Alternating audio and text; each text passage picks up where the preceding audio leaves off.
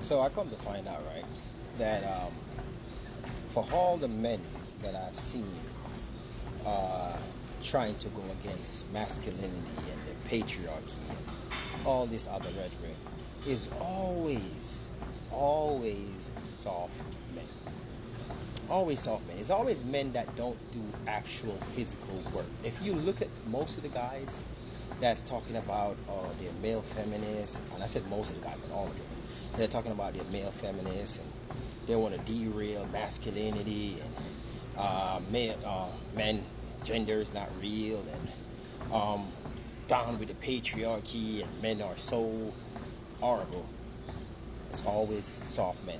It's always men that if the country get into a big pickle and men need to go and stand on the front line, they will not volunteer.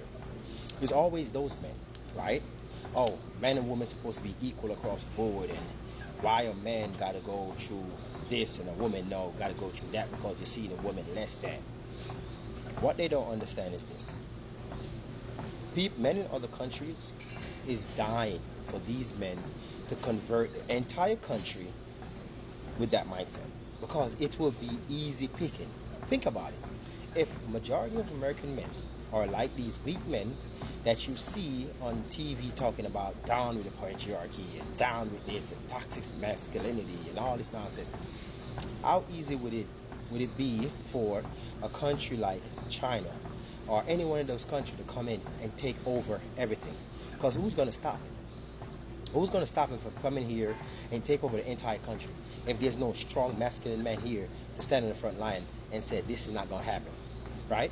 So when people are talking this nonsense about the patriarchy and toxic masculinity and men not supposed to be hard and strong and all of this stupidity, you have to think to yourself like, okay, say we do that and we convert to your ways, who's going to protect the country? Who's going to protect us from bad men that's actually here? Because they're always going to be bad people. Always going to be bad people, right? And if you say that men contribute to majority of the, or may I say, violence in the world or in America, then who's going to protect other people from actual these bad men? Not these soft guys that's sitting on their couches talking about down with the patriarchy and masculinity is toxic and all this rhetoric talking about men and women are equal and a woman's supposed to be the same as a man and all this nonsense. So if a woman and a man is the same, who's going to protect women from outside invaders? Forget about men in the country, right?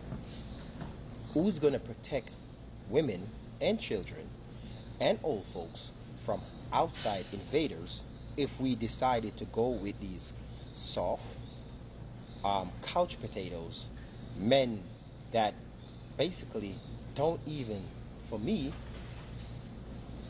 most women don't even look at them, right? Most women don't even look at them, and that's kind of the reason why they're trying to jump on this bandwagon. And I think they're bandwagonists, and I don't think they're doing it mainly because this is what they really and truly believe. I think they're doing it because that's how they get accepted by women. They don't get accepted the other way. They don't get accepted by physicality. So therefore, they have to jump on an agenda that they know they will get accepted by women, because attention is just as important for these men as it is for women. Well, some women, right? They said attention is a great great currency for most women these days. These men, attention from women is just the same for them. So they will do anything, say anything, belittle, put down anything just to get in those spaces with women so they can feel that there's some type of similarity or some type of attraction towards them, coming from the woman, even if it's not a sexual attraction, even if it's just not economical, but a like-minded attraction, because a camaraderie, basically, because she think one way, he think one way, so therefore they're comrades, right? So I always see this. These men that's weak will not go on the front line and fight and defend and do what's needed to protect women, children, and old ladies from outside invaders is always the first to jump out here and speak down about masculinity, speak down about men, talking about men are horrible and men supposed to allow women to do whatever they want, and men supposed to allow women to be as equal as men, because if men allow women to be as equal to them, then what's the point of us protecting them from outside invaders? What's the point of us protecting them from the elements? What's the point of us building all these construction houses and all these safety guards and these grids and this water sewage line and all this stuff if we are equal, right? We wouldn't do it. We just say, okay, cool. We're going to do it for ourselves and you guys do it for yourself. And let's see how that work out, right? So if men decided, let me say it right, if strong men, that majority of us decided and make a decision and said, listen, we are going to go to these states, and everybody else that want equality, and every man and woman that want men and women to be equal and egalitarian society, you guys live in that states. You guys govern your own states and do what y'all want to do. Men that's masculine and want to protect women and children and willing to put their life on the line, we're going to live in these states. And all the women that agree with us, come live with us. And I guarantee you, if you allow that to work out and let the people that don't give two shits live in whatever states that's left over.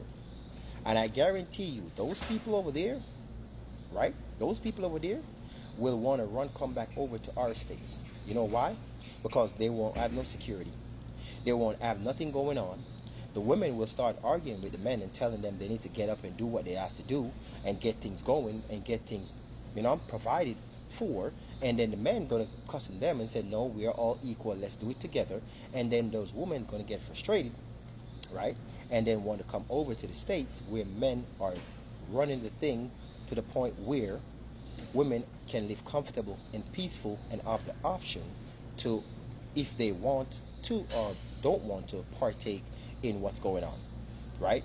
So I think that's supposed to be, I think we should do some type of analysis on that one in terms of dividing, in terms of having two different communities and let it run for a long period of time and see which community fares better in terms of advancing more within the concept of productivity and stabilization and stuff like that. And I guarantee you, the community that men do stuff that men supposed to do and women do stuff that women supposed to do with the option of doing other stuff if they want to, I guarantee that community will flourish more than a community where men see women just as equal to them and they want women to come out here and do the same thing that they're doing, and everything's supposed to split straight down the middle because nobody is there, nobody's above anyone. That community will not actually last at all.